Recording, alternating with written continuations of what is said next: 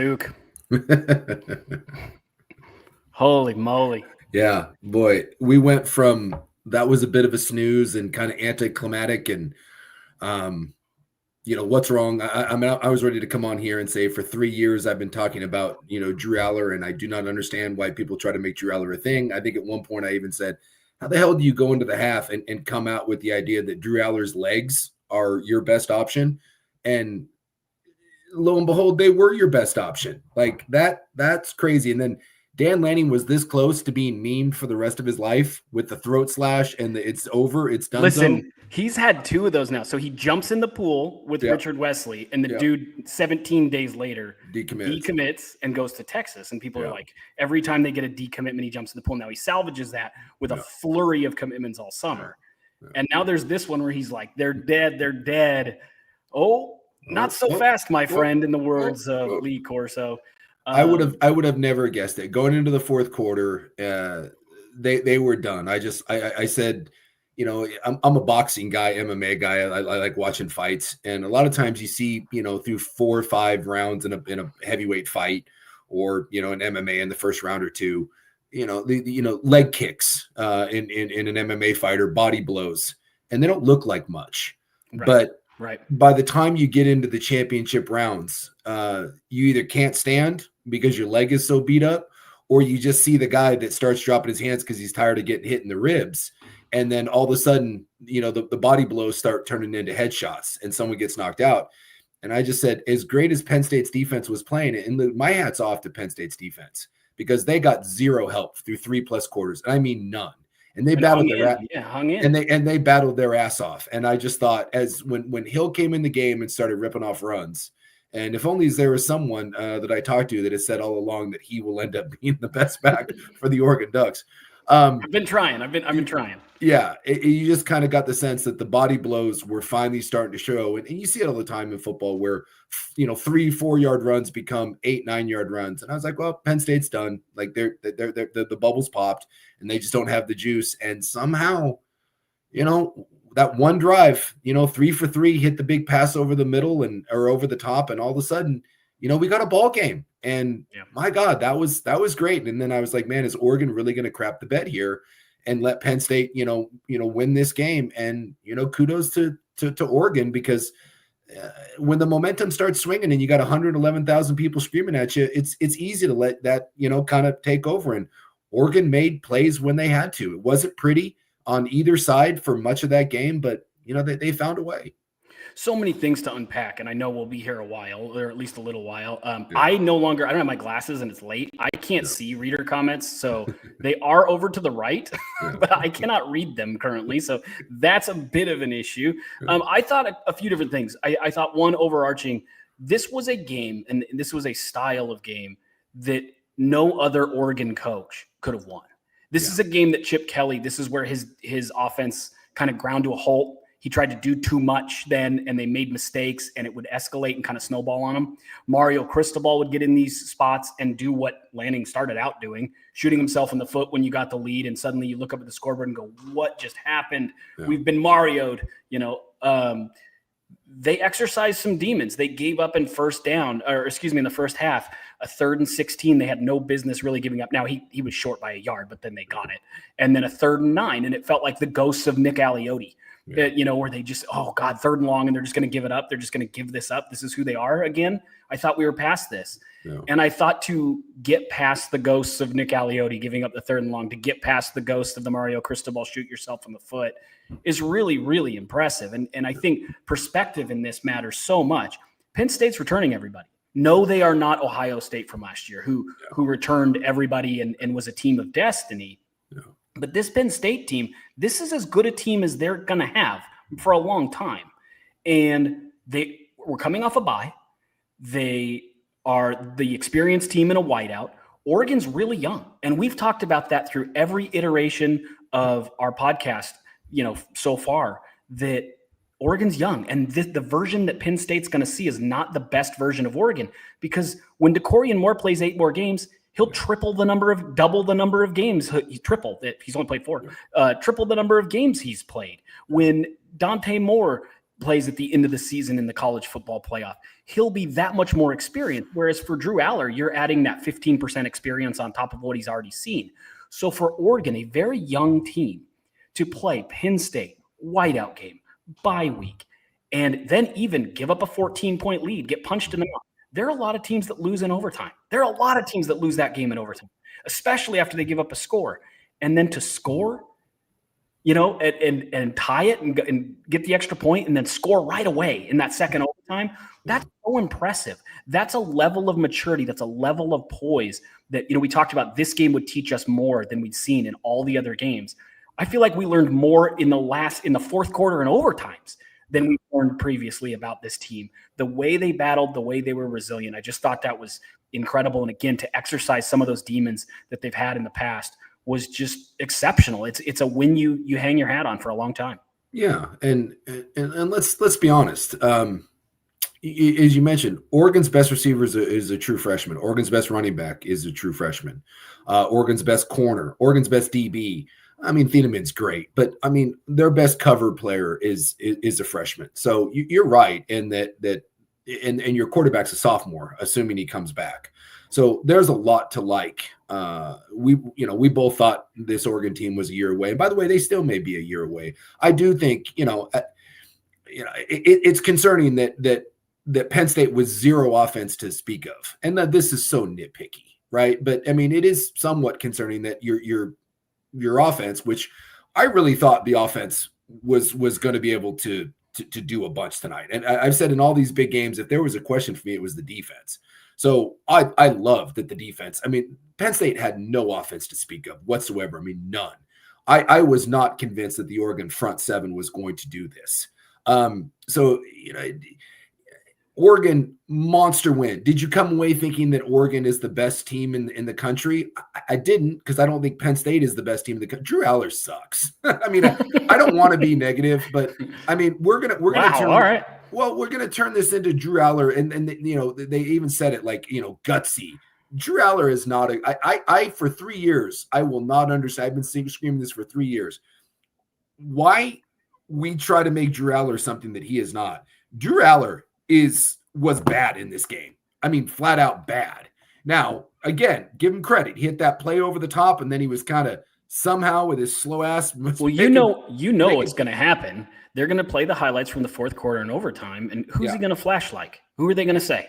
They're going to say Josh Allen. He's big. Gosh. He runs. Dude. He's got an arm. And if you can develop him, Josh Allen wasn't polished when he was at Wyoming. I know that's not who he is. I'm telling you what the narrative will be, and there's going to be some of that, and it's horse crap. He is slow. I could not believe when he was picking up first downs with his legs. Watching him, they tried to run that little read option there, and he kept the ball. I was like, oh my God, like how is this your offense? That's when I thought Penn State was done. Do you remember when Darren Thomas would run that for Oregon? Yeah. And you were like, oh my God, if he ran 3/10 faster, they would be unstoppable. But it looked like he was like running through quicksand. And so I was like, that was Drew Aller. That was Drew Aller. And yeah, like I said, I'll give the guy credit. Like they found ways in that fourth quarter and they got creative with it. And they were running some of these fly sweep stuff. Had a really nice counter trap there with Pena on the reverse. I mean, they really did some fun stuff down there. And I was like, where has this been for 3+ quarters when your offense was that 109 yards of offense into the fourth quarter? And I think that was obviously a lot of credit to Oregon's defense. That was, dude, you got run on for 300 yards basically in the Big Ten title game last year, and they didn't run the ball for squat. With two of the running backs coming back. I know they lost their interior, but two of those backs, those are good backs. I was tickled to death with the way the front seven played, because that was a big concern we had coming in here.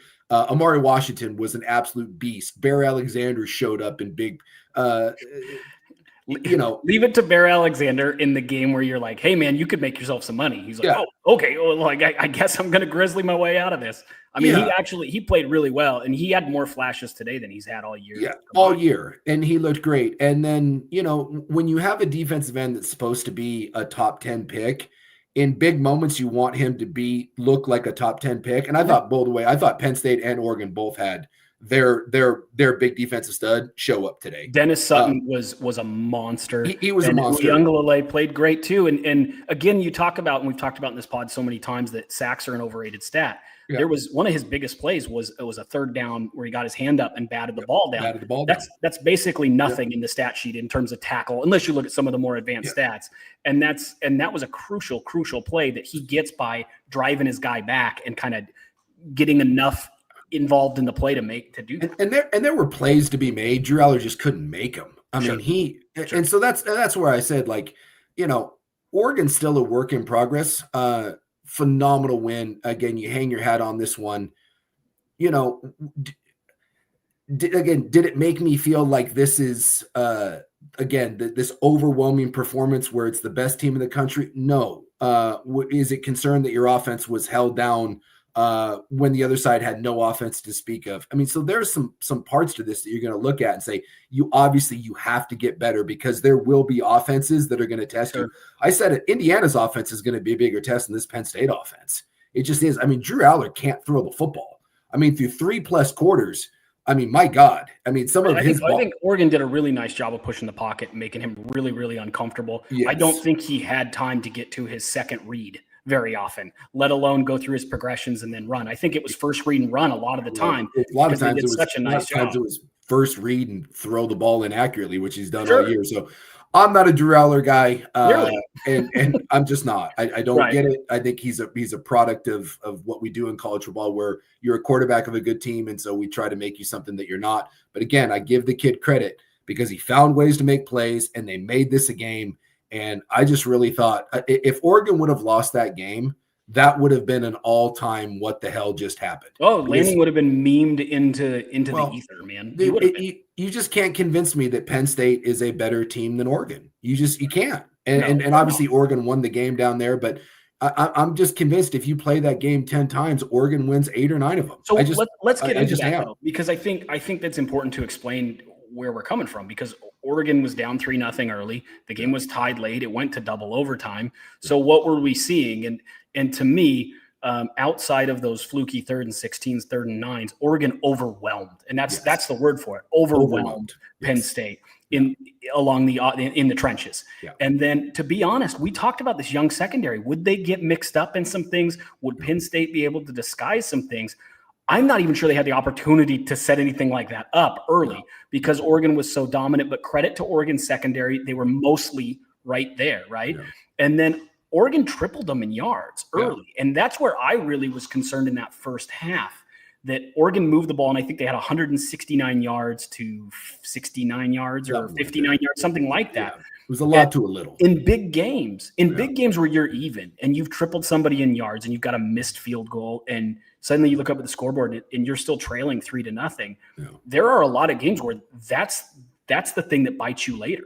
Yeah. That you fast forward later and go, we should have been up 10. We should have been up 10-3. And now we're down 3-0. They're starting to figure things out. Yeah. And Oregon kind of weathered that storm. And I thought that was really good. I know people weren't real thrilled with the play calling. And I felt Stein was loosening them up. And he was loosening them up sideline to sideline so that he could find those gaps later. And I thought Dennis Sutton was disruptive enough that it was hard to get those things to materialize. Well, what Penn State was doing too is they just were limiting anything explosive. And this is basically what the NFL now has done is we're going to keep everything in front of us. What they did to Mahomes. Yeah, it's what they do to Mahomes. We're going to keep everything in front. You're not going to have explosive plays on us, and we don't think that you can put together 14 play drives. There something will happen, right? There'll be a penalty. You'll have a drop. Something will happen, and it will short circuit your drive. And I thought Penn State did a nice job with that. And I do think that both tackles for Oregon at times struggled with the edge of Penn State. And until Hill came in the game, and this is also something we've talked about, the lack of explosive runs for Oregon, I think is something. I think when you look at Lamar and I think you look at Whittington, those are both solid backs, but neither one of them is a home run hitter. The home run hitter you have is the freshman, and you see he's got a different juice, he's got a different wiggle, and so I just think that Penn State did a nice job of kind of a bend but don't break. But when you watch the way Oregon was operating, Oregon everything Oregon did was a grind, but Oregon was moving the ball, and then Penn State was doing a nice job. Penn State just didn't do anything. I mean, Penn State's offense was non-existent. I mean, right through 3 quarters, Penn State set offensive football back, 30 years. I thought I was watching the Iowa Hawkeyes. And what really impressed me in that, by the way, is there were highlights from multiple guys, right? Like Bear Alexander had his highlight. Amari Washington got in a play and jumped up on that screen and set it up for a second and 15. Obviously, Tuioti and Mateo Uiagalelei made their plays. But so too as the game progressed. Kennedy made some nice tackles. Aaron Flowers had a really big open field tackle. Bryce Betcher is tasked with doing so much. And I think people sometimes misinterpret his games when he doesn't have the most tackles as he had a bad game. He has an 80, or last year he had an 80 plus PFF grade when he was blitzing, in coverage, and as a run defender. No other inside linebacker in America could do that. So his versatility, even if you don't see him coming downhill, and he did have that last week where he had 9 tackles in the first half or whatever it was. He did a lot of different things today, and that was really valuable for them. And then Dylan Thieneman, we keep saying, he's about to make a play. You can see he's right there. There's a couple throws down the sideline in the early part of the season where he broke them up, and then he'd come up and blow up a screen, and you could just feel whether it's a forced fumble or him reading something, he's just chomping at the bit to make his play. Yeah. And he was kind of the only guy, and it was not a shot at him. He was the only guy that hadn't really popped yet. Yeah. And then, of course, he's the guy in double overtime. It's phenomenal play. But early in that first half, you go into halftime 3-3. And really, I felt Oregon's loosening him up. They're doing a nice job. Yeah. Dante Moore's playing within himself.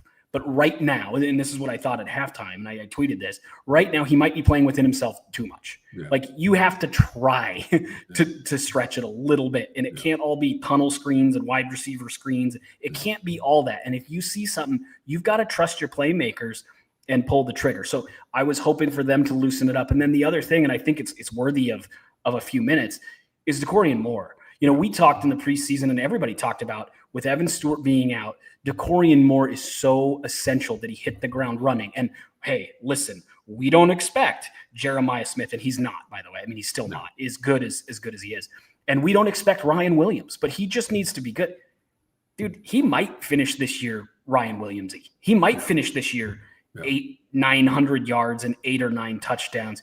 His level of savvy and the coaching staff's trust in him, that fourth down, it was like 4th and 1. They threw the ball like 20 yards downfield, and he came up with the play. And not only that, he didn't come up like freaking out. He's just that guy. It's like, okay, move the sticks. Let's go. I thought DeCorian Moore, this was his coming out party in a way. Yes, Oregon fan has seen him. But nationally, I think people went, yeah, they have an electric freshman, and he's kind of a gadget guy. And it's like, no. He's a true, legit wide receiver 1. And I think DeCorian Moore really announced himself today.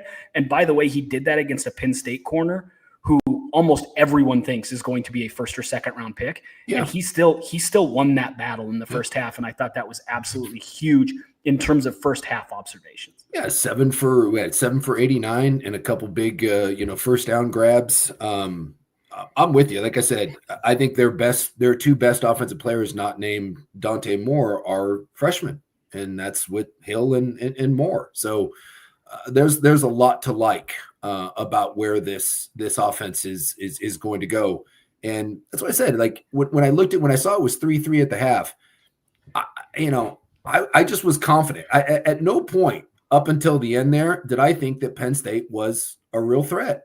It's funny to say that it's 3-3, and I sat there and was like, Oregon will win this game. Yeah, I felt that way too. It was kind of one of those where it just felt like the dam was getting ready to burst, and one side had nothing. And then, obviously, a few blades of grass. I mean, you think about that. Like when the Whittington fumble was reversed, you were like, and by the way, for a reversal, I'm not saying that's close. About as hair thin a reversal as I've ever seen him. If a groundskeeper cuts that thing, or God lays down some blades of grass a little bit more, I mean, that's a fumble. And then but that's a catch-22 because you cut that grass and maybe Penn State can't even keep up with what Oregon's doing. That grass was long for a reason. So, I mean, you dance with the girl that brung you on that one. That's how razor thin that was. And so they score, and then they put the 2 touchdowns up on the board. And like I said, I felt like that's where that was going, which is why I just was so surprised. I really was. And I don't know, again, maybe there was a letdown. Maybe, again, just give credit to Penn State for making plays. I just did not see that fourth quarter rally coming. I mean, on the touchdown play, I mean, they showed it. Dude, they kept 8 guys in. That's some Kubiak stuff. I mean, and so, I mean, give credit. I mean, I don't know, that wasn't a busted coverage or whatever, but for him to be able to get behind, the secondary when you're only running 3 guys into the route. And that was the best ball that I've seen Drew Aller throw maybe ever. It was a nice little touch pass over, and they kind of got it. And you're like, man, okay, well, this is a game. And I think that breathed life back in, and you took a tired defense who, it's hard. I've been in those games, both ways. I've been in games where we're scoring, 40 points and our defense is giving up 50, and it's disheartening. You're like, God, like at what point is our defense going to get a stop? And I've been on the other end of it too, where a defense is playing great and our offense is just so bad, and it can really break your spirit. And I felt like Penn State was getting close. You could see it on the sideline. Just the body language was dead. And that one play flipped everything. And then, I just thought momentum there were such big swings. And that's where, again, I give credit to Lanning and the Ducks for finding a way to kind of weather that. Because it felt like in that environment, finally, there was some momentum going Penn State's way. I was wondering, honestly, really, if James Franklin was going to go for 2. I would have, to be honest. In the moment, I text somebody that I would have gone for 2 there. I would. Yeah, Oregon was gassed. You only needed 2 yards, and every time even you stopped them, you really only needed a yard because they were so gassed. You were falling forward for 3. And I just felt, and again, maybe this is just, but that's why he loses these games. That's the rub. I called Dave Bartu does analytics for people who don't know. Yeah. And he talked about that Franklin, part of it is he's conservative. So in those games, he gets tight. And instead of making the call that maybe gives you an extra 2% chance to win, and if you do that over the course of 15 big games in your career, you've maybe given yourself a 50, 60% chance of winning one of those games that you otherwise wouldn't have won. Yeah. And he's the dude that kicks. And that's what happens when you're the dude that kicks. Well, I just think if you're the better team, you want it to go into overtime.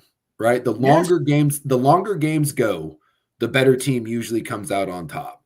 And I just didn't, there's nothing homer about this. I just at no point thought Penn State was the better team. And so the fact that Penn State was even in that situation, I thought to myself, dude, you are so fortunate to be here. And Oregon's kind of on their heels. Like you said, they're reeling a little bit. They're gassed. Kolenicki was reaching into his bag of tricks and coming up with some creative stuff. And I just said, dude, win it here. Because I felt like if it went to overtime and Oregon gets a chance to catch their breath and kind of get regrounded again, I just thought Oregon was a better team across the board. And that turned out to be true. So, I mean, you can second guess that a million different ways. I just always have been a believer of if you are fortunate to be in that spot and momentum's on your side, go for 2. Yep. Decide to win it right then and there. And it did come back to haunt him because look, that's a nice play by Thieneman, but that's the Drew Aller experience. I swear, like that is Drew Aller. Terrible, terrible, terrible, terrible, terrible. Finds a way to kind of do something and get back in the game, and then back to making a poor decision. And look, that was a great play, but it's also a ball that you can't throw. They put him in cover 2 and let him come down and just read. So he just sits there, and his job is in that play is like they're gassed. And so you start kind of gambling a little bit as a defensive coordinator. Yeah. And it's like, we're going to bring you close, and I just go do something. Yeah. And again, Thieneman is just champing at the bit to make a play. Yeah. And he tries to feather that one over the top, which is a really hard throw. And that's why Thieneman's a potential future first-round pick. Goes up and high points it, and thanks for coming. And we end up with an all-time classic. We do, and I think we ended up with an all-time classic that I think both squads are going to go back and watch film and be like, dude, there's a lot to clean up. A lot of meat on the bone. A lot of meat on the bone. Yep. Maybe some questions that we had coming in that got answered, and some questions that we didn't think were going to be questions. arose on both sides. So I want to go over that. And I think the best way to do it so we don't forget anything in a game like this, you can get lost in the sauce a little bit. Yeah. I just go by position group. And I think just even if we quickly do that before we go into the big picture and what this means for Oregon and what this means for Dan Lanning and all of that. And again, it's an exciting game. We'll be here a little bit. At quarterback, we hadn't seen Dante Moore heated up at all. At all. And there was some question about how he would do. And to be honest, there were a few plays with Dennis Sutton where just even that little hesitation or that step up or that step back and get around him, he did some really impressive things in space as a quarterback to buy himself time. Yes, he ran a lot, and a lot of that was design. But he also, including a big first down in overtime, got around Dennis Sutton or got Dennis Sutton to hesitate, which gave him enough time to deliver a strike. He did it from different arm angles. I know this wasn't the cleanest Dante Moore game. If you're looking for film of growth and development as a passer, and you compare this to what we saw when he was at UCLA, this is like, hey, Will Stein can just show this and be like, this is what I can turn you into. Because we didn't have a lot of space, and I still can keep him in structure. And if you're good enough arm talent, I thought this was Dante Moore's best game. Now, it wasn't his gaudiest game in terms of stats, but they heated him up, and he played within himself and didn't do too much. And, man, that dude's a first-round pick, and we've seen, and you've talked about this, throughout the history of West Coast bias, that there are so many quarterbacks that everybody's all excited about. Lenoris Sellers, and you watch him and go, okay, kind of, I get it. He's a good athlete. He's raw. Arch Manning, even though Texas is now tweeting victory laps because they beat Texas El Paso or whatever, he's got his issues. Julian Sayin at times looked real human today against Washington, especially in that first half, and I know they ended up winning. But there's so many quarterbacks you can go down the line, Nussmeier and all those guys. There aren't very many of those guys that can throw the ball the way that Dante Moore can throw the ball and are his size and his level of athlete. I love evaluating quarterbacks. He is firmly in the discussion, whether it's this year or next year, for being a 1-1. He's a guy who could be a number one pick that you could sit down as a staff and say, there are 2 guys that can make that throw. There are 3 guys that can make that throw. And he does it consistently, and to not turn the ball over in that environment, to lead the team, to handle a snap count differently, where you have to look back and the O-line's looking back, and to handle all of that. I don't think people realize how many moving pieces there were in that game that he managed really, really, really well. And this was an A+ game from Dante Moore, regardless of what you see in the box score. And look, 29 of 39 for 248 and 3 touchdowns, no picks. Dude, it's a really good game. It's a good game, and a really good game. Loved the way he moved in the pocket.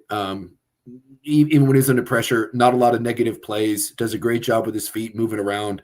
Like you said, all the different arm angles. I don't think he really put the ball in harm's way a couple of times. Even on his misses, they're not misses that are high and over the middle. They're not late misses, which are the ones that end up killing you. There was the one. I think it was Gary Bryant. It could have been an interception. It was one of his rare misthrows. And I think Bryant reached out and made a great diving catch. If not, DeCorian. Oh yeah. I know what you're talking about. You're talking about later, not the one that was bobbled around. No, not the one that was bobbled around. There was one where it was just a little it was like a little 6-yard kind of sit down, and he threw it behind him, and the Penn State DB was right there, and he actually kind of put his arms out. I thought it was coming in, and I think it was Gary Bryant.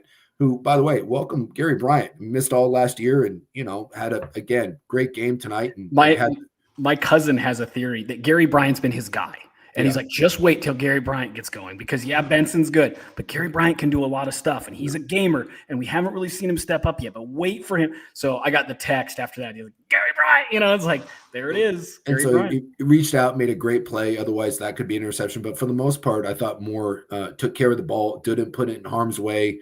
Even on the one miscue that he had with Lamar on the fumble, he got on top of it. Again, I'd have to go back and see what that was, what sort of miscommunication. But again, Johnny on the spot, very fortunate, dove on that ball. That could have been that's how end up razor thin this game was. Dude, a blade of grass of Noah Whittington. Blade of grass. Normally, when you have an exchange like that and the ball's on the ground, that usually doesn't fall straight to the ground. That usually ends up, kind of skedaddling out of there. But it happened to fall right down, and Moore had the wherewithal to jump on it. And I mean, that's just, there are so many razor razor thin things about that. But watching that game, if you don't think that Dante Moore is light years better than Drew Aller, I don't know what. Then you don't watch football. As a prospect, he's better than Bo Nix or Dylan Gabriel, and is a prospect. Yes, and it's not really close. No, and now, so as I think a college quarterback, maybe that's different, but as a prospect, it's a whole different thing. And that's where I said I don't know. I don't want to. I got to be careful because I don't want to make this sound like this wasn't impressive. Dude, you went into the number 3 team in the country with 111,000 people on the road, and you won that game after being up and kind of being ugly, and then the momentum swing. So, dude, this is not any sort of shot. Penn State's not the 3rd best team in the country. No. I didn't think they were coming in. I've said it all. I said it after week 2. I said, what did I say? I said Oregon definitively. I said Oregon will beat Penn State. Mm-hmm. I said Penn State's not that good. Mm-hmm. And we're going to look at this, and obviously when it comes to be so razor thin, the adage is these 2 teams are equal and that these were 2 heavyweights throwing blows. I disagree. Right. Penn State is not a national championship team, and I don't know if Oregon is either, right? I don't. But Oregon is better than Penn State. I believe if those teams played 10 times on a neutral field, I think Oregon wins 8 or 9 of them. I really do. And I think one of the big reasons behind that is Dante Moore is such a better prospect, and he's such a better player than Drew Aller is. He just is. Yep. And so that's why I was surprised that it even got to this point. If you would have told me that Drew Aller was going to be that and that Penn State wasn't going to be able to run the ball, I thought the only way Penn State wins this game going into this is they just ram it down your throat. Right. I thought the Oregon run defense was maybe going to be the question mark, but the fact that didn't happen and that you still ended up in this tight game was my shock. And so the best of Oregon is still to come. I think the best of Dante Moore is still to come. The best of this is such a young team that it still may be a year away. And yet, even with that and all the youth, you found a way to go on the road with all of these guys basically playing in an environment that they've never played in. Dante Moore's never played in this before. And to go in and have that composure, to be able to pull it out after all the swings, I'm with you. I thought, if you're an Oregon fan, you are just tickled to death that Dante Moore is your quarterback. And I don't like to anoint quarterbacks. I think we do it far too soon. And I'm not anointing anyone here, but there is a lot to like about that young man. And the fact that he's like, I don't know how many, I think he had 7 starts at UCLA, something like that. And then the handful of here. Dude, if that guy, if you're fortunate enough to get him to stick around for another year, I don't think he'll be around for 2. But if you get him to come back for another year, I think he has a chance to be something. Really, really, really special. And he's one of the. There's no one reason why you won a game, but with an average performance from a quarterback, Oregon doesn't win this game. Correct. Running back room, we talked about it. It was a rotating cast. My guy for since the preseason was De'Aaron the Kid Hill. Why the kid? Because he gets all the touches in Happy Valley. New nickname for him. De'Aaron Hill. It's gonna stick, but I don't think De'Aaron the Kid is going to stick. Although he did get all the touches in Happy Valley. Yes. Anyway, you mentioned Dacorian Moore with coming out party. But at running back, I just Jaden Lamar's not the guy. And listen, I know he does some good things in pass pro. I know you can run some quarterback draws where he's your lead blocker. Guess who else can do that and showed it today? Jordan Davison. Yeah. And he's actually a threat to run it, as we saw in 4th and 1 from the 8 where he ran it in. I think the pecking order is very clearly, depending on where you are in the field, it's Hill is RB1. He's better than Whittington. Whittington is very good, but you can rotate him in. And then short yardage and goal line is Jordan Davison. I think that's the rotation. By the way, Mekhi Hughes is just not a part of things going forward. And that's too bad. Wide receiver room, again, Gary Bryant was the story. Dacorian Moore was the story. Benson was relatively quiet. He made plays. And then we get to Kenyon Sadiq, who I really like Kenyon Sadiq. I have said all along, my concern with Kenyon Sadiq is that he's very, very athletic. He's very, very athletic, and that's a wonderful thing. But he's not a true go-to wide receiver. He's a gimmick guy that's so athletic that if you can create and scheme up ways to put the ball in his hands, he can do a lot with it once he's got it. Yeah. But he doesn't high point the ball. And he had an opportunity to late in that game, and it went through his hands again, and it was a really tough catch. But we've now seen a couple different, if it's not on his frame, if he has he's to not go Brock, outside he's his not frame, Brock, he's not Brock Bowers. He's not a natural catcher of the football. That being said, he does so many other things well. He's going to end up being a first-round pick. But for Oregon fans who are hoping for the 8-catch, 129, 2 touchdown, that's not going to happen. That's not who he is. The offensive line. O-line plays so much better than me. I was so concerned about Harkey and World coming in. I thought they had their warts today, but especially, Dennis Sutton did a lot, and that tape is going to make him some money. But all in all, Dante Moore was not kept clean. Look at his jersey, but they allowed him enough time to create in this offense, and I think this O-line is tested in this situation where they can't hear a snap count. They had to communicate. It's a new group, chemistry. How would that be? I thought they passed the test, not with flying colors, but they certainly passed the test and are going to be a college football worthy offensive line. Yes, I would agree. I think both tackles, because I think that's fair. They showed some warts. I still think that Harkey is the better of the two. And again, I'm nitpicking here, but I was told coming in that Isaiah World was a top 15 pick. Isaiah World is not a top 15 pick.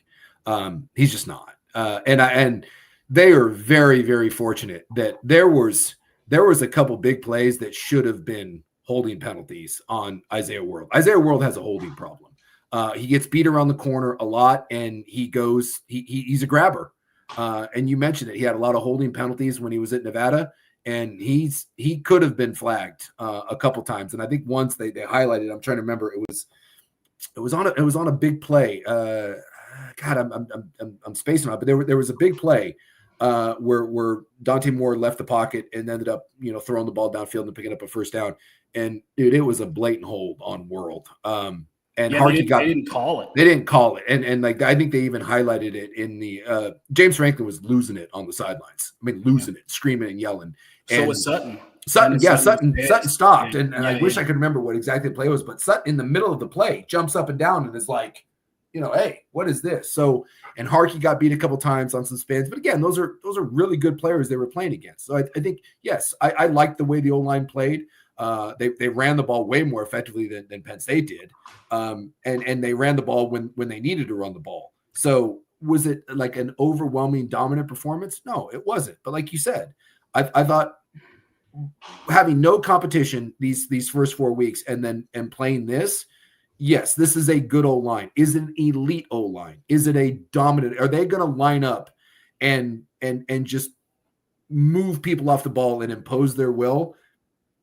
That I don't know. But this is a line that you can win a lot of games with. And I was impressed with in situations, in the short yardage situations when they needed it to. I thought they did some really nice jobs of one in their run schemes.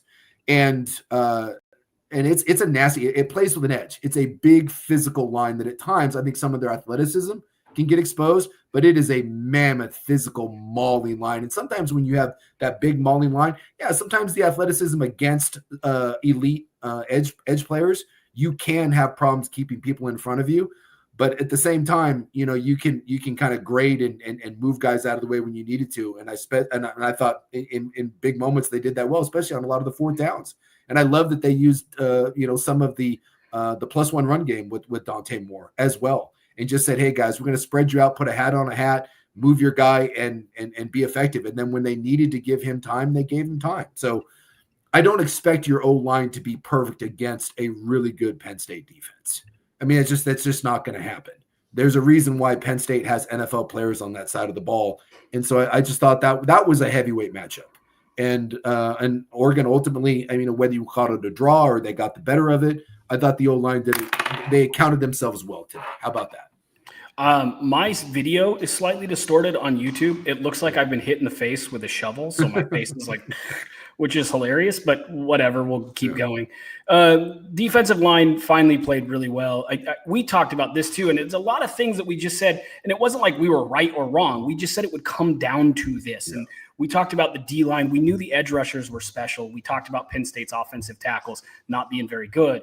The question was, how good would Bear Alexander be? And on days where Bear Alexander is engaged and really, really connected, and if Amari Washington, and this is preseason, can be the freak that he was on Bruce Feldman's freak list, they were going to be a really stout defense. Yeah.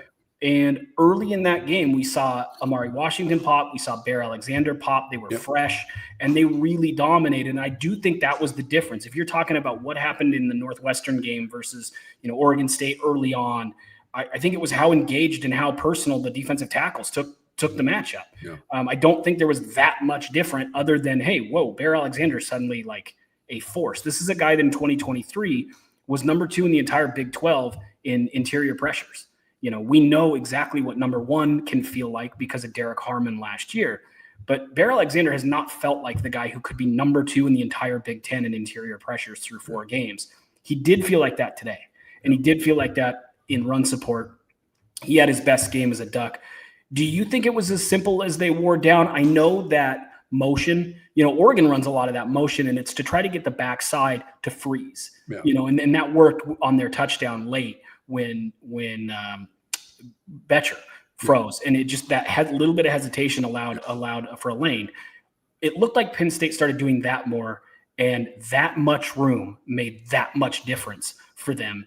I think it was a mixture of tired and that pre-snap motion just spread Oregon out just a little bit because that weak side guy has to wait to make sure that guy doesn't have the ball, and that split second was enough to create some running lanes. That's how I read it, but I think I've only watched it once. When I looked at it again, I'll have to go back and again try to watch it all 22. But I thought Penn State believed that they could just line up and push Oregon off the ball, and maybe on tape it showed that. Again, we talked about that was going to be a question mark, and they could not.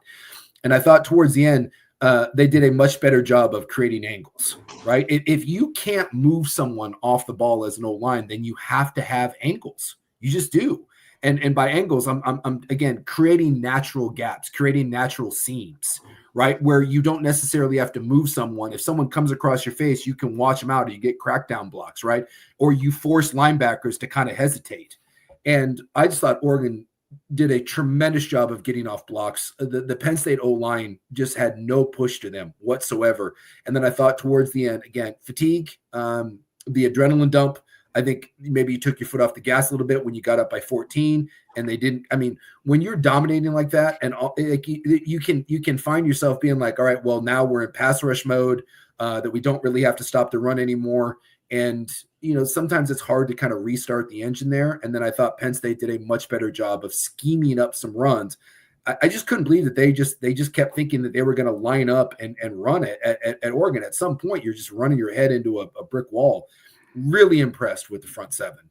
If I had to take one thing away from this game, my 2 biggest impressions, one, really impressed with Dante Moore, and I just was so impressed with the front seven. They didn't have to commit, and actually they didn't get run out of their base defense. They weren't committing, necessarily everyone to the line of scrimmage to sell out to stop the run. The front was it was dominant. It was a dominant performance by the front, and that was a big question mark I had going in, and that I can't say enough good things about him. And towards the end, you got a little bit. You did. And like I said, I think as you were pointing out, I think there were multiple factors that went into that, from fatigue to scheme. And Penn State was doing stuff that they weren't really doing early in the game, which again, I asked the question, what the hell were you doing? I mean, for 3 quarters, for 3 quarters, I could not figure out what Penn State's game plan was offensively. That was a head scratcher. And even in the third quarter, I was like that's what you're coming out with? That's kind of the wrinkle. And they were trying to do some more stuff to kind of run some of that read option and try to get some people out on the edge. And it just was going nowhere. And sometimes that's the way it is. It's like when you're watching Rocky and Rocky's getting his ass kicked, and all of a sudden he cuts Drago. And it's like, he's not a machine, he's a man. And sometimes it's a little bit of confidence like that. And next thing you know, you start believing a little bit. And some of that too was just, I'm not going to say they were fluky plays, but just, dude, Drew Aller on that drive, I think he had 38 yards rushing on that drive. Oh my God. At one point it was 4 carries for 33 yards, but it felt like each yard took 8 seconds. I mean, yes, he's so slow and clunky, and yet it found a way. I guarantee you Oregon watches film and is like, how did that guy beat us with his legs? Because in the third quarter, when they were trying to run him a little bit, or you watched him scramble, you're like, oh no. You watch him and Moore run, and they're not even in the same category. But a really impressive job. If I'm going to look up the team stats, if you would have told me because so much of that the Penn State rushing was either with their quarterback. But if you told me, pull it up here, see what they're with two of the better backs coming back in the country that are both NFL backs. If you told me that you were going to hold Katron Allen to 54 yards and that you were going to hold Singleton to 21, I mean, Drew Aller had 42 yards rushing. Drew Aller was damn near their leading rusher. If I would have told you that, I would have said that Oregon wins this game by 3 touchdowns. And, well, we thought they were going to win by 2. But, again, sometimes give Penn State credit. I don't think Penn State's a national championship team. I don't think Penn State's the third best team in the country. But Penn State is a really good team. They're a talented team with NFL players. And if you let those guys hang around long enough, they make plays. So I used to have a coach say, hey, that guy's on scholarship too. And they got a lot of scholarship guys. And Lanning after the game dude, I thought that dude was wired. He was ready to go. And he knew. Did he just take Zen the whole dude, like 19 Zens? His eyes were just like this big and he was just sweating. And you could see what that meant to him. You could see what that one. You could also see why his players love him. That sort of kind of passion and commitment. And it was just, that's what you're going to. Alabama beat Georgia tonight, again, in a huge heavyweight fight. And we could be sitting here doing this game right now, doing the same thing with both of these squads.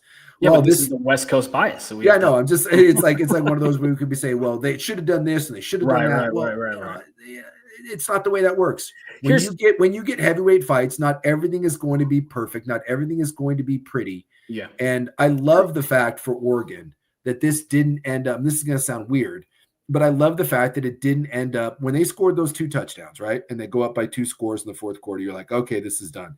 I love that it didn't end there because I think if it ends there, I think Oregon learned so much and they will take so much more from a win like this, as opposed to if Penn State had just kind of rolled over and died. In terms of grit, in terms of the next time they're in that tough game, hey, we're down 7. They weren't down in this game. Well, they were actually in overtime. But overtime. I mean, we're down 7. We got to put a drive together, a 2-minute drill. They've been now in pressure situations and delivered on both sides of the ball. Both sides of the ball, pick the other side up in key spots. You don't know what you're gonna do until you get drug into deep water, right? Like you don't. Right. When you hear this all the time, when people go into combat, you can go through all the basic training or whatever, and it happens to professional soldiers, like trained guys. When bullets start flying, you don't know how you're going to react. Some guys freeze. And for a team that's so young, at no point were they really in deep water tonight. They just weren't until they were. Until late. Yeah. Until they were late. And that's hard. Sometimes those are the toughest games, though, man. When you think you've got a team and all of a sudden you're like, what happened? Yeah. And to respond in that situation is really impressive from a young team. So again, if I'm going to take a handful of things from this game, one of mine is that we know that when push comes to shove, Oregon's hand doesn't shake. And I love that. Offense and defense, right? Dante Moore, Dan Lanning, Thieneman, all those guys, they were pushed to the brink. And I think that's great. I mean, I know that no coach wants to, every game to come down to double overtime and find ways to pull it out, but it has to feel good knowing that looking at the rest of your schedule, that if you do get drug into a game against Iowa or Wisconsin, one that you're not expecting and you're not playing your best or whatever, there's no more hostile environment that you're going to play in than Beaver Stadium. Right. I mean, the UW's a great place, a great environment, but that's not 111,000 people. Right? Like you will not play in an environment that's tougher than this. And you handled it. You got drug into deep water. You got forced to kind of dig down and find something you didn't know if you had, and you found it. So just couldn't be more impressed with both sides. Like I said, I've been kind of critical of Penn State. I think I thought they were a bit kind of overhyped coming in. But I mean, I think they were, but they showed grit. I get why they're a team that fights. But yeah, I for as much credit as I want to sit here saying I give Oregon for digging their way out, I give Penn State credit because Penn State easily could have just been like, Penn State's defense could have been like, dude, F this, right? This is done. Yeah. Dude, I'm tired. I'm gassed. Nothing. Drew Aller can sit there and pout. And if I'm a receiver, I'm sitting there being like, Trevor Pena, dude, that guy was one of the best receivers in the country last year at Syracuse. And he's like, I came here for this. This is what I transferred for? Dude, it's real easy for every one of those guys to just in the fourth quarter. I was getting ready to tweet and be like, dude, if you're a receiver, under no circumstances should you transfer to Penn State. Don't do it. Don't go anywhere. Go anywhere other than transfer to Penn State. Well, you can't go to Miami sometimes either. So well, yeah, because like you get a kid from SC, from Syracuse, and from Troy, and I'm like, you came here for this. So I'll give tons of credit, even though you lost the game. Hats off to Penn State, because I didn't think you were that good, and I don't know if I still think you're that good, but hats off that against a really, really good team, you found a way to plant your feet, bow your back, make a stand, and give yourself a chance to win this game. And you were one play short, right? How many times you were this close? You were one fumble, one blade of grass, one this, one that. You were that close to finding a way to winning ugly, and it would have been arguably the biggest win in James Franklin. Well, outside of the playoff, that would have been the biggest win of James Franklin's career, and you were close. So if you're Penn State, maybe you get some confidence off of that, and you say, dude, if we just don't, wait 3 quarters to wake up, maybe we can compete. So maybe both of these teams, when it's all said and done, we'll see each other in the playoff again, and we'll be different. And we'll be different teams, and we'll be better from having gone through this experience. On a neutral field, you give Oregon 7 more games to mature and figure out their running back rotation, and maybe Sadiq, has another wrinkle or two, and the receivers get a little more comfortable. Oregon's a 7-point favorite at least. They left so many points on the board in that first half. Yeah. I think this changes the way I view this Oregon team. I talked about the fact that I thought they'd lose a couple games early in the year. We hadn't seen a lot, in preseason, that they were young and they were breaking in a new quarterback. And I knew Dante Moore had arm talent. I said, I think he's going to end up being a first-round pick. Yeah. But he's going to be tested. And there's going to be times where just, if you haven't played a lot of football, you really have to be special to deliver. Well, he did. We talked about DeCorian Moore. He's a true freshman. You know how special he has to be wide receiver 1 when 5 weeks from now when they play Penn State? Well, he was. I mean, they checked a lot of boxes for me today. And I'll say this, I don't think they set the standard right now in college football. I don't think it's Oregon and everyone's chasing. There's been teams that, that LSU team with Joe Burrow and Jamar Chase. I mean, there's been teams that everyone has to chase. I don't think Oregon's a team everyone has to chase, but whatever group you want to put together and call that the top tier, you have to include Oregon. Yes. Because their defense can shut down for 3 quarters a good, not great offense from Penn State. Their offense can score 70 on Power 4 conference opponents. Mm-hmm. This is a team that belongs firmly in the discussion, and I don't think there's an opponent. We've watched a lot of them. I don't think there's a game that they're going to go into and you go, man, they're going to need like 4 huge breaks to win this. I mean, they have to play good football, but there isn't some game where they go in and you go, they're 12-point dogs, man. There's no way. I've seen every team. They're going to battle in any game you put them in. Agreed. I've seen every team play now multiple times, and Oregon's top end is as good as anyone's in the country, and Agreed. Oregon can grind out games. And so, Bama looked dreadful against Florida State. I had both games on and was watching today. Bama looked really good against Georgia. Ty Simpson looked like a completely different player. Ohio State, I was impressed. I think Ohio State's defense is okay. And by the way, that's going to continue to get it better. I think Washington's offense is really good, and Ohio State did a great job against it. So Ohio State's not going anywhere, and Ohio State's going to continue to get better. Ole Miss looked really good today against LSU. So whatever team you want to say, Indiana, by the way, next week, Indiana with a gutsy win over Iowa, and Illinois looked good today against USC, and Indiana embarrassed them. And so, Rutgers is better than people think. I mean, if we're just talking about Oregon's schedule. Yeah. So like all of a sudden, we're going to look at this, and you mentioned there's not a Joe Burrow led LSU. There's not a none of some of those Alabama teams. There's no Georgia team with 7 first-round picks on defense. No, there's not. Years. So I think this is as open a national title picture as I've seen in a long time. And you can convince me that there are a handful of teams, and maybe more than a handful. You can convince me that on any given Saturday that there's 10 to 12 teams that could upset anyone. I just don't think anyone is dominant, and Oregon absolutely belongs in that group. And I don't believe as much in Penn State. I don't believe I've seen now every game that Penn State's played, and let me just say that their offense in every one of those games looks like this. Ugh. Yeah, but here's the thing, man. Like realistically, Oregon does some really good stuff with their front, and they have really good athletes. Yeah. You can tell there are teams like USC. Yeah. USC is going to have a hell of a time with Penn State. If they, I don't know. I honestly don't know USC's schedule to know if they play them in the regular season. But what they do and how physical they are, that's going to work in the first half against a lot of teams. It's that Oregon can play in a lot of different games, and that's what impressed me about this.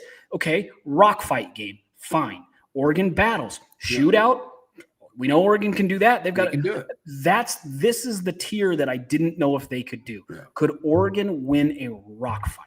Yeah. Could Oregon really win a rock fight when it's like it's going to finish 9-3? And they haven't. They haven't under the Lanning era. They haven't yet. They've won shootouts. They've won, and they've blown people out. And they've won the games they're supposed to win. Yeah. And whether it's shootout and they win, or they get blown out like an Ohio State or a Georgia, those rarefied air games, they have not won many rock fights. Now, Wisconsin last year, you could argue that was kind of that way, but a lot of that had to do with just coming out flat.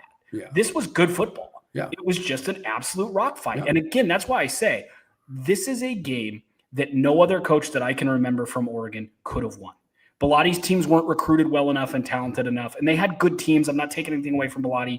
Bellatti's on the Mount Rushmore of Oregon coaches. Rich Brooks, great coach, led him to being relevant, right? I mean, Chip Kelly's teams got in these rock fight games, and they just couldn't stop people. Dan Lanning is the only Oregon coach that could have won this game tonight, and he did it in a style that Oregon fan is not accustomed to. Maybe in the SEC, this is the way games are won. Yeah. That's not how they're traditionally won. No. They weren't won that way in the Pac-12. They sometimes are in the Big Ten, but Oregon new to the Big Ten. This was a huge hurdle for Oregon to clear. Yeah, I thought this was a special win. And that's why I said, to me, ultimately, what I was kind of going there was like, I think Oregon planted themselves. To me, Oregon is a national title type team. Didn't know if they were going into the season. I think they're in that conversation. I don't, and Penn State is too. Like I said, I am not a Penn State believer because, again, their offense, but they were one play away from beating Oregon. And this is kind of my point. I think when we get to the college football playoff, there is going to be these games. And I don't know if the best team will win every one of these games, because to me, when Oregon is better than Penn State, and I firmly believe that Oregon is significantly better than Penn State, and yet they were still one play away from losing this game. And I think that's kind of is going to be college football this season. Bama, Georgia, Ole Miss, Tennessee. Tennessee should have lost today. Didn't. Found a way to pull it out in a game that they had no business winning. I just think that is where we're at right now in college football. Yeah. And so the fact to me that Oregon proved, and again, I'll give Penn State the credit too. You both proved that I think we're going to see these two teams again. And it wouldn't shock me one bit, just like Ohio State and Oregon last year, in a razor thin one possession game, right? That Ohio State won, and they got a chance to see them again. It wouldn't shock me at all if Oregon and Penn State saw each other again, whether that's in the Big Ten title game or whether that's in a college football playoff. It wouldn't shock me, even though to me, I still believe that Oregon is a tier above Penn State, despite needing double overtime to beat them. If I could give you one quarterback nationally, and you get him for the next 2 years, this year and next year. Yeah. And separate. If I could give you any coach in college football for the next decade, and he's your guy, can't go anywhere, can't leave. He's your guy for 10 years. Yeah. Quarterback for 2, coach for 10. It's tough. I know where you're going. Isn't it Dante Moore and Dan Lanning? It certainly is in. You're certainly in that conversation now. I mean, Lanning obviously being at Oregon is in a great spot. The way he recruits his players certainly love him. I think what's happening down at a place like Missouri with Drinkowitz is impressive, because that's at Missouri. I think what Cignetti is doing at Indiana, we'll see what happens there. But I mean, my God, I know you're a huge fan of Dabo Sweeney and what he's managed to accomplish with that horrible roster he has at Clemson. It's just so. I'll say this: to your question, it's a short list. It is. It is a short list of coaches and quarterbacks. For quarterback for 2 years, you'd be hard pressed to say that you're going to take someone above him. And coaches, again, that is a short list. What's funny is you want to say Jaron Kiave Sangapolu-Tele, but you can't say it, so you have to stick with Dante Moore. JKS. Look, there we go. Look, so many quarterbacks have S'd the bed. All of this them season, in at least one game, it seems like. And Dante Moore has not. Dante Moore has looked the part in each and every game. And I think Oregon has a special coach in Dan Lanning. I do.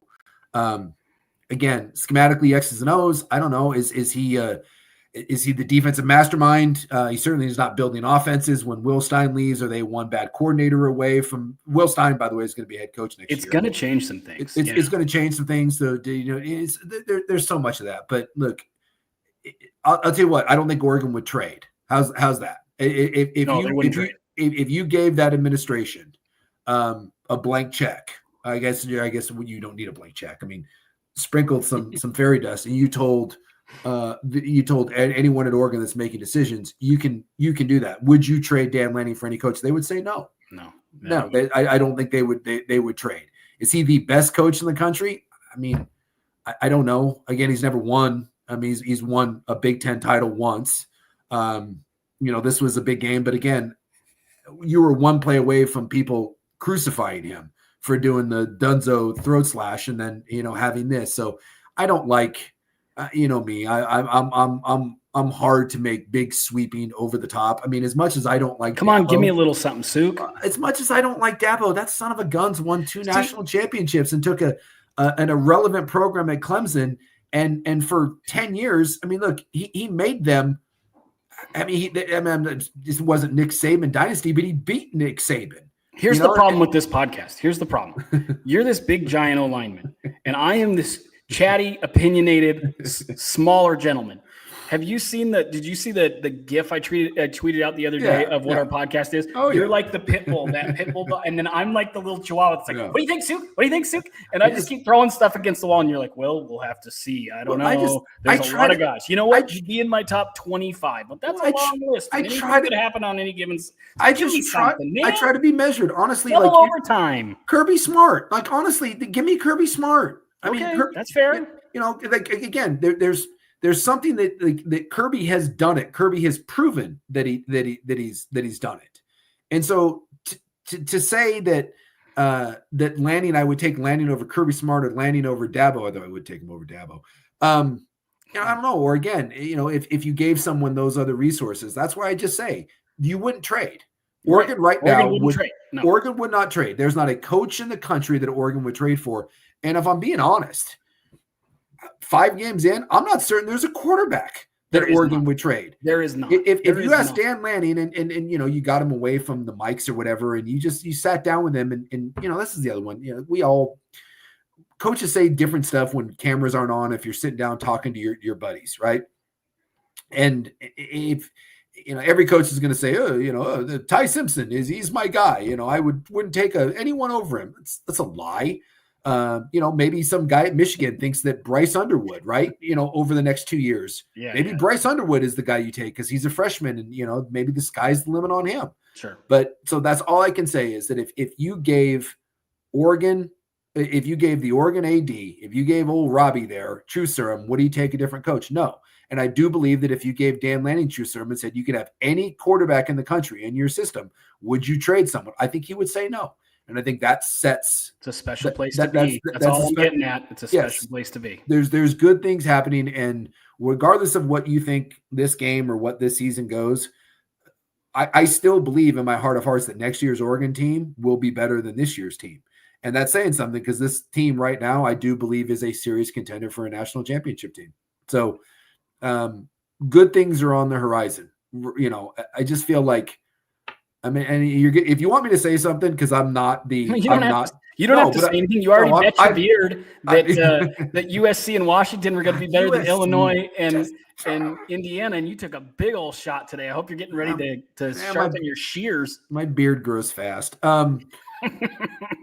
Shocking, right? I cannot frickin' believe, and we'll talk about it another time, I'm sure, because this is running long. But the fact that USC is that Charmin soft. I was really disappointed. And lost to Illinois. That's embarrassing. I was disappointed with their Lincoln defense. Riley should be absolutely ashamed. And I mean, the only reason that game was even close is Illinois had fumbled twice inside the 5. One of them I didn't think Right. It could have been a 21-point game. And by the way, his buyout's $90 million, so you can't get rid of him. Dude, that thing is just yikes. UW, real quick before I get to I'll make my big, I know that you like the big, proclamations. And we have to give game balls, and then we can get the game balls. UW, obviously that wasn't pretty, right? You want more than 6 points. I thought UW's defense played their ass off. I thought at times their offense looked really good. Better days are ahead for Washington. Agreed. Washington, by the end of this year, if their defense, and some of that was just attrition, no Takario Davis, Durfee got hurt. We'll see. That may actually be a serious injury. I feel so bad for Durfee. He missed all of last year. He was second in the Big Ten in pressures entering that game. And then that, and it looked, the way he was holding it was like he broke his wrist or something. It looked bad. It didn't look good. So, but I think if and I watched that game, as ugly as it ended up being, I think if you're Washington, you can take a lot out of that. Washington will be a team that will get better as this goes. Washington at the end of the year is going to be a challenge. I still believe that Oregon-Washington game in Seattle could be a dust-up, and that Damon Williams is a star in the making. He will be a big-time player, and Ohio State they just wore him down. But here's my big, my big bold proclamation.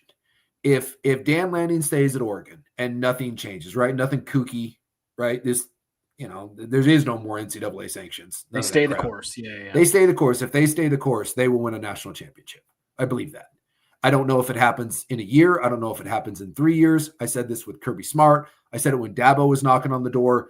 Harbaugh surprised me a little bit. I didn't think, because that wasn't going well at Michigan, but you can tell when you start building momentum of a program, right? And Pete Carroll when he was building SC, and you can just you kind of see it. You start winning games in different ways. You show you can be a program of many hats and still win big games. And you start building depth, and you're putting together top 10 recruiting classes, and you're the place that kids want to go, and you're kind of the cool, sexy school, and you just there's vibes, and I feel like, unless weird things happen, I think it will be a matter of time before eventually I think Oregon breaks through. I think they have they have, in this world of NIL and revenue sharing and money, they have the resources, they have the facilities, they have the desire to spend, they have a budget that is second to none in college football. You said money 3 times, 3 different ways.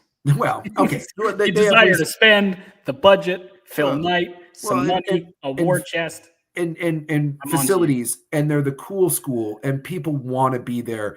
And you have this young, fiery, energetic coach that's a player's coach, and he's an empowerment, and you're putting guys into the NFL.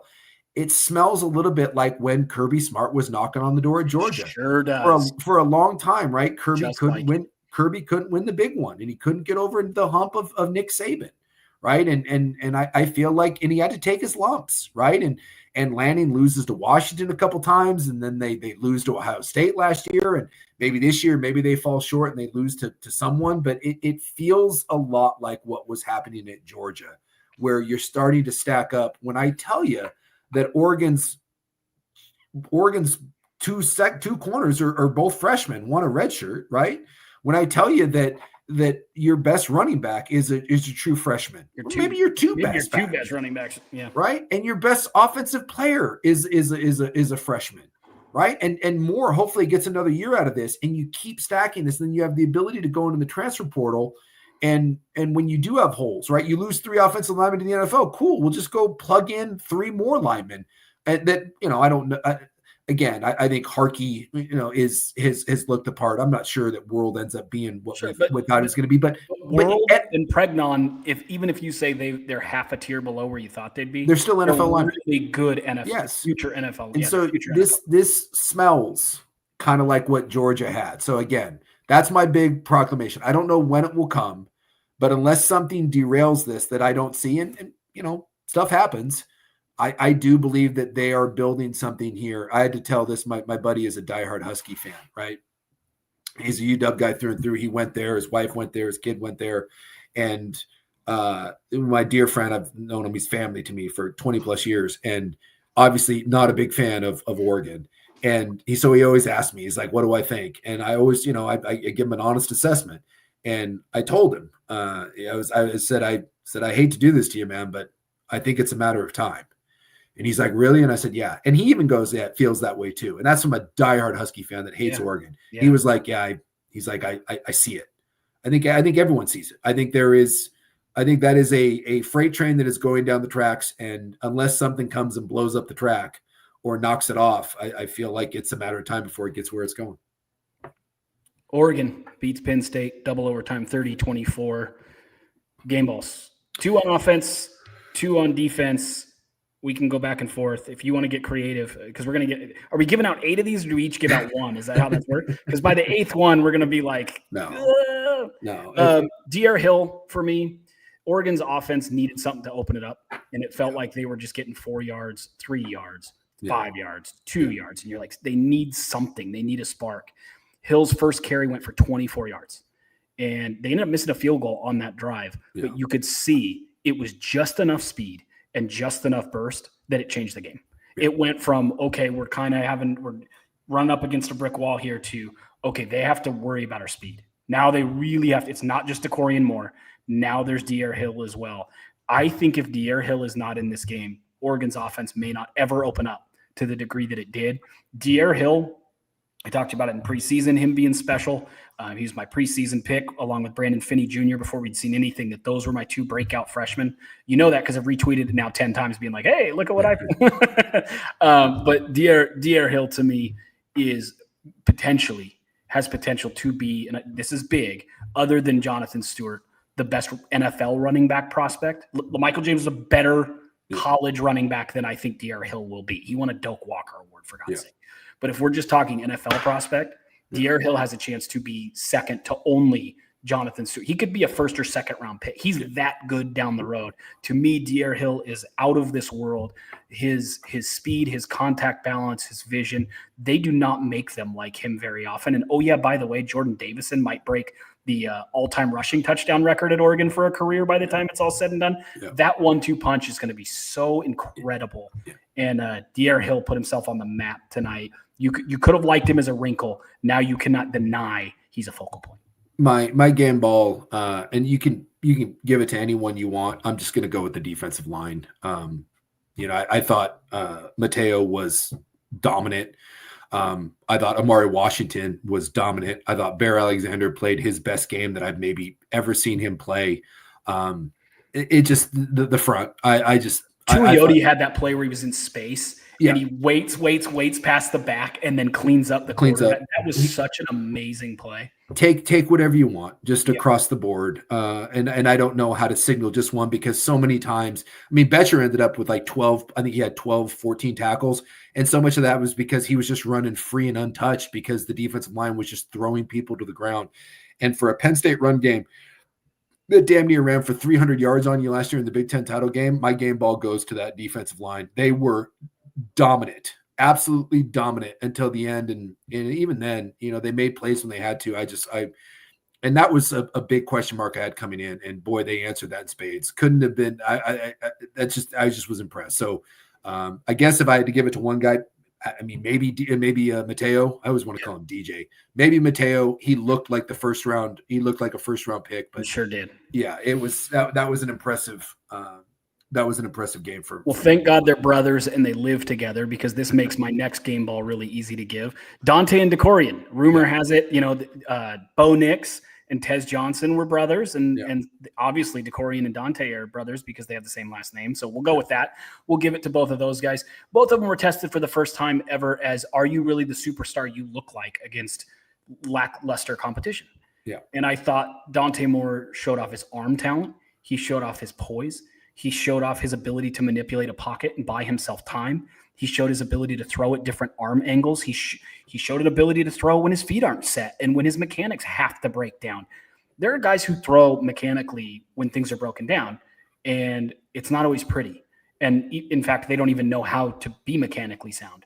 For him to have the mechanics he does, but also be as comfortable as he is when things get off balance, when things get off, when he has to throw on the run, when he has to throw running to his left, throwing across his body. He does some incredible things. And if you stack all his different plays that he did, all the little pieces of things, he really showed a full tool belt that you want to see in an NFL draft prospect. I was so incredibly impressed. I thought Dante Moore, I said before he even played, he has all the talent in the world to be a first-round pick, and that's what he could be someday at Oregon. You'd be hard-pressed to find a game in which one quarterback in college football this year has put together all the pieces of what it takes to be an elite quarterback in one game's film than what Dante Moore showed tonight. I mean, all of it was there. It was all present. And then Dakorien Moore. Listen, it's one thing to be a great athlete, and it's easy for you in high school. You just dominate everybody. You just go out and you're so fast. You don't have to be a technician running routes. You don't have to have strong hands at the catch point. Nobody's near you. You don't have to worry about catching it on the sideline and going up and getting your feet in bounds because you're by yourself. They can throw you something you could practically fair catch.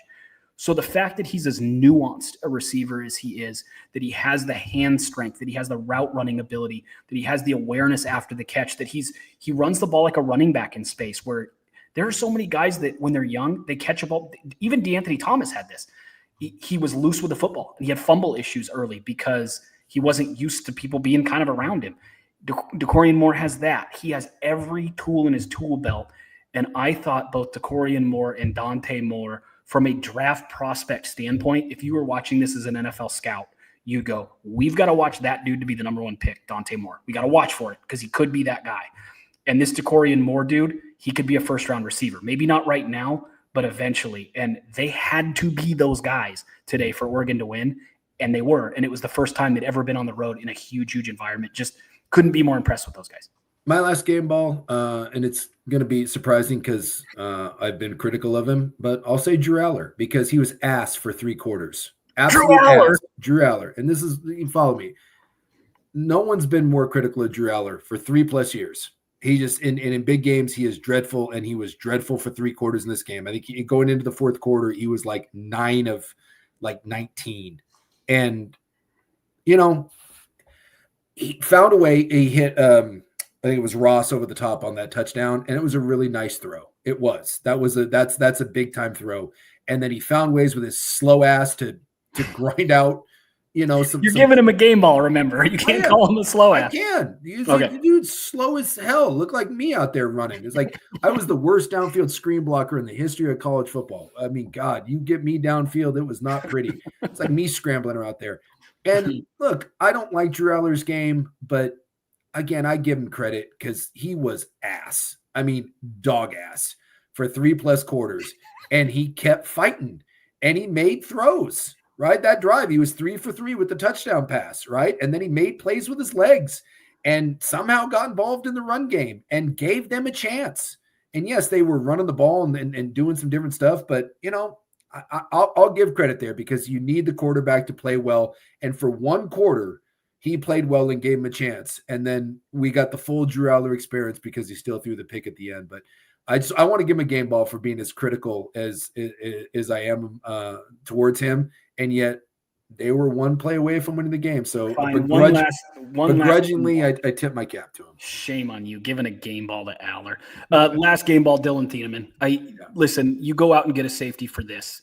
And this was the thing that Oregon didn't have from its safeties. How many different games did we watch from Oregon last year where the safeties were kind of a nothing burger? Yeah, they would clean things up when a ball was already 20 yards downfield. And it's like, oh, they ended up with 8 tackles on, 8 completions for 102 yards. Crap, that's not going to get it done. That happened way more than it should have last year. And that's why Oregon went out and got Dylan Thieneman. They got a guy that could help out in the run, that could be an extra body in the run, but was also a good enough athlete to read things and make big plays in big moments that could flip the field. This is a kid who was the true freshman of the year, nationally any position from 24/7, over 100 tackles, 6 or 7 picks his first year as a free safety.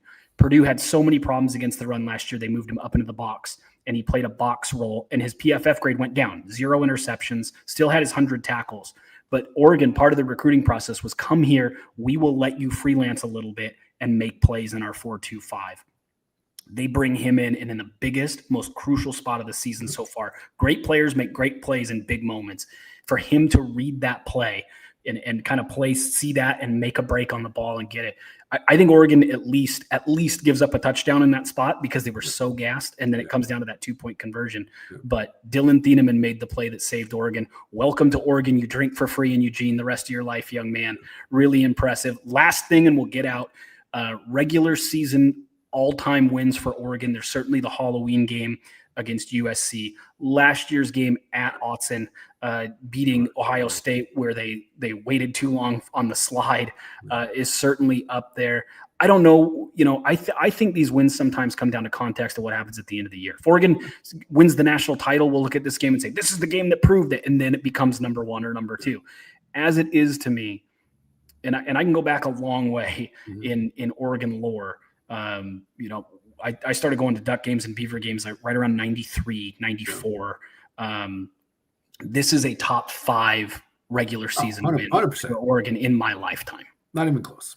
Yeah, 100%. Couldn't agree more. Again, you know me, I'm not going to say best of all time. Ohio State last year at Autzen was incredible. Incredible. But to go into that environment and do that, and especially the way it ended, truly impressive. And it will look, you beat a top 3 team in front of 111,000 people on the road. On a bye, when you're young, in double overtime. It's phenomenal.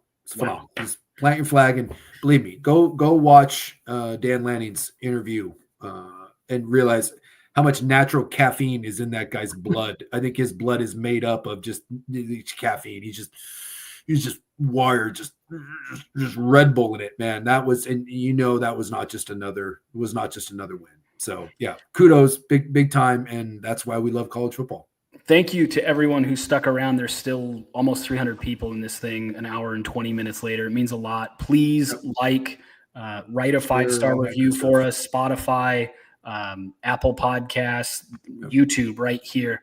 And we're trying to grow this thing and keep it growing. And the more we get positive feedback and the more you guys tune in, the more we can do these post-game shows, the more we can do podcasts maybe on site or do a meet and greet with fans or whatever. This is the first of many, and we appreciate you guys being a part of it. It means a lot to us. Suk, I've got to get to bed now, I think. Emotionally, from Oregon State last night, I was up till 1 a.m, just being upset about what happened in that game and all the different things. And now this one. Tomorrow, football starts at 6:30, by the way, in the morning. Yeah. So we've got like 12 more hours of football tomorrow, but I need to reset my battery before I can get used to that. I've got some Tullamore due that I got to get into, so I'm out. Thank you, everybody.